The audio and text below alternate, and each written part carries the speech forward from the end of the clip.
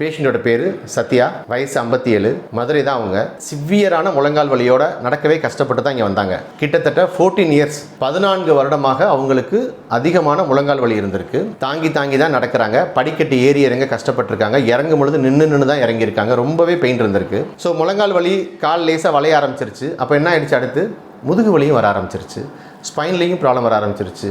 முழங்காலில் வீக்கம், இடுப்புலேருந்து காலுக்கு வலி பரவுறது, குதிங்கால் வலி, பாதத்தில் லேசாக வீக்கம் வர ஆரம்பிச்சிருச்சு.